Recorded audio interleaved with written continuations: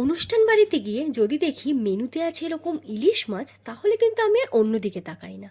কিছুদিন আগেই আমার এক রিলেটিভসের গৃহপ্রবেশে চলে গিয়েছিলাম, আর গিয়েই দেখলাম মেনুতে মাটন, ইলিশ, ভেটকি তিনটেই আছে। তাই ভেবেছিলাম প্রথমে স্টার্টার্সটা স্কিপই করে দেবো, কিন্তু অনুষ্ঠান বাড়ি বলে কথা, সব কিছুই ট্রাই করতে হবে।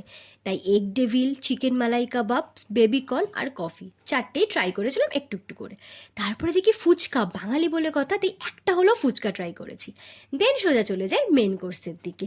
মেন কোর্সে তো অনেক রকম আইটেমস ছিল, কিন্তু আমি প্রথমেই স্টার্ট করি তাদের এই সাদা ভাত আর গরম গরম ইলিশ পাতুরি দিয়ে, যেটা একটা খেয়ে দেখলাম এত ভালো ছিল, স্বাদটা এত ভালো ছিল, আমি আরও 3-4টে ইলিশ পাতুরি নিয়ে নিয়েছিলাম।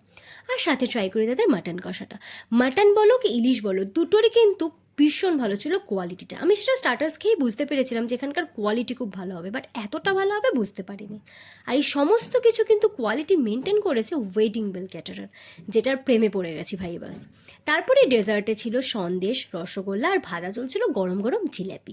সব কিছু একটু একটু করে ট্রাই করে নিলাম, কারণ এত ভালো ভালো খাবার খেয়েছি, ডেজার্টটা মিস করা যায় নাকি। আমাদের তো ভীষণ ভালো লেগেছে এই ক্যাটারিংকে। আমি রিকমেন্ড করবো তোমরাও যদি কোয়ালিটি মেনটেন করে কিছু করতে চাও, তাহলে ওয়েডিং বেল ক্যাটারারকে ডেফিনেটলি বুক করতে পারো। স্ক্রিনে নাম্বার দেওয়া রইলো, বাকি ডিটেলস জানতে চেক দ্য ডেসক্রিপশন।